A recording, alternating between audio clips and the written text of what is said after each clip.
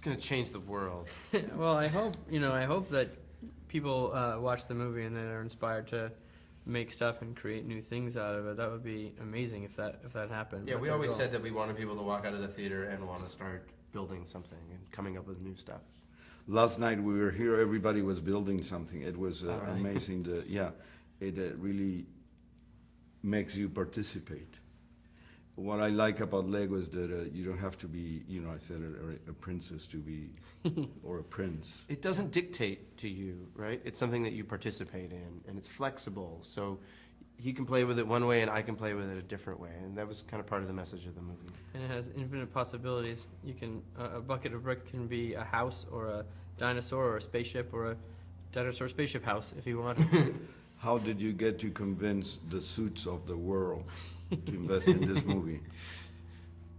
It didn't hurt that Lego is one of the most dynamic, trusted brands, in the marketplace. They all understood that. And everyone luckily understood that it needed to not be just a big commercial for a toy, that it had to use Lego as a medium to tell a story, a real story, with characters that you care about, and have it be funny and emotional and not just be shilling product.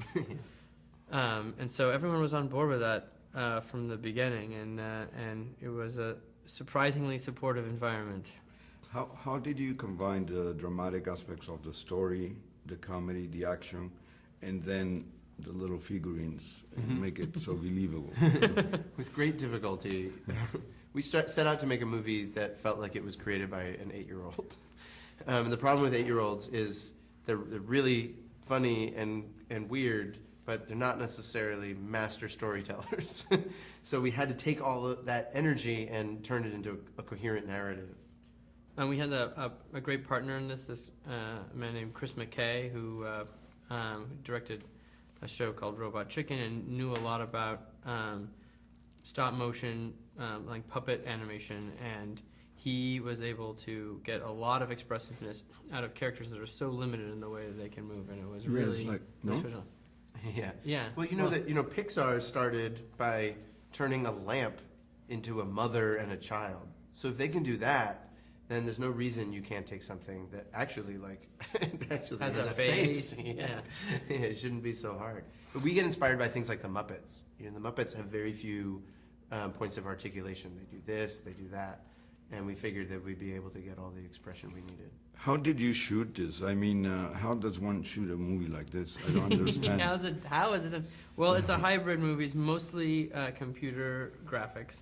There's some real Lego and stop motion and real Lego pieces, and we don't want anybody to be able to tell what part was real and what part wasn't. So a lot of the work went into making the stuff that was generated in the computer look as believable as though it were your Lego set come to life. And so that meant a lot of scratches and dust and thumbprints and irregularity and imperfections, and a lot of detail was made into making it not be perfect.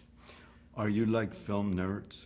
Oh yeah. I mean, we're super cool and popular. It may surprise you. But being nerd is, when you look at us. Nerd is the new cool, right? Nerds That's is right. cool now, yeah. Yeah, and it was super cool in high school also. We're real cool.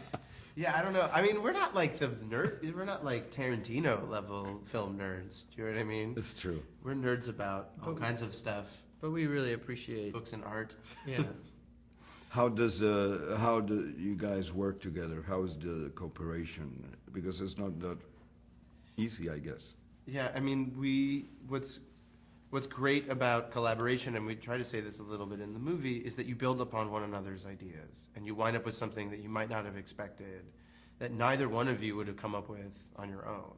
And you challenge each other, and if you have an idea and the other one doesn't understand it, it forces you to sort of explain what you're thinking, and then it can sometimes expose if there's something that doesn't work about it, or by explaining it, it makes it even stronger. And your favorite character?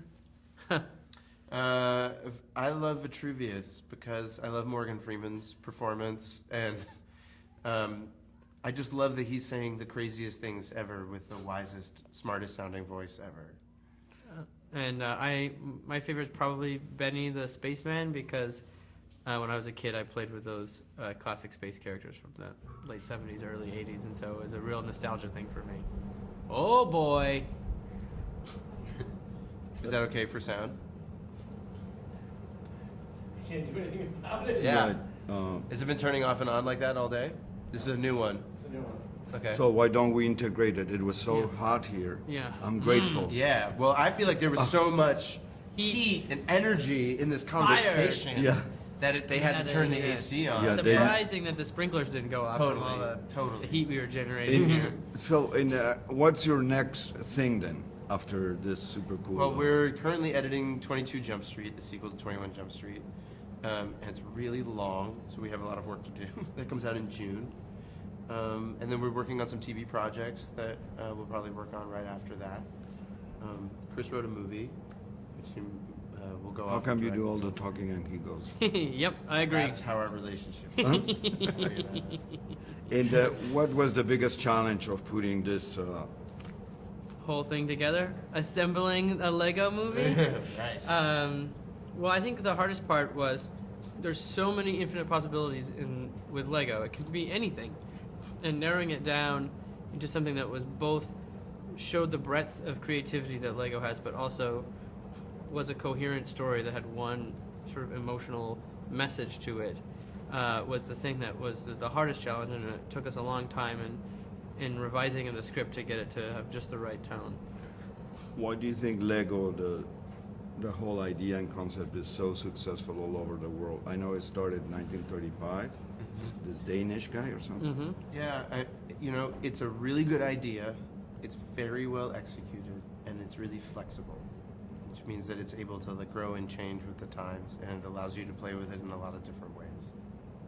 Yeah, it's a really high quality product, and it lasts a lifetime. And there's just an infinite amount of ways to use it. How did you direct the different voices? Were they in their jammies jumping and? Yeah, chaotically. We were discovering the movie and the story while we were recording all that stuff, so a lot of it must have seemed crazy to the poor actors, because we would say, okay, now we did that scene that way, but we might do it a completely different way. Why don't we try it like that? And it was very, very loose, and it was good and it was bad. It was probably infuriating for them because they had no idea what they were doing, but at the same time, it gave them a lot of freedom. Were the actors interacting while recording, or they were individual recording sessions, or it A depend? few times. I mean, a lot of times they were in individual sessions, but as much as we possibly could, we got them together in groups. We got Chris Pratt and Elizabeth Banks and Will Arnett together a few times so that they could play off of each other. And everyone that we cast is a really great improviser, so that we wanted to take advantage of that as much as possible. And we even went so far as to have a recording session with Will Ferrell and Liam Neeson where he was in New York and Will was in LA, and they were improvising a scene together over the phone with each other, and it just makes it feel a lot more natural and fun when you get a chance to do that. In a way, the film, my last one, also there's a social commentary about power structure, alienation, propaganda, and how to liberate yourself. Do you agree with that, or? Well, we want the movies to be about something, not just to be hilarious, but also to have something for adults to think about. And so we tried to put some satire, I would say, in the movie. But mostly it's about just poking fun at everything that we can think of in life, and just having a good time at the movies. It's sort of a reduction and an exaggeration of everyday life.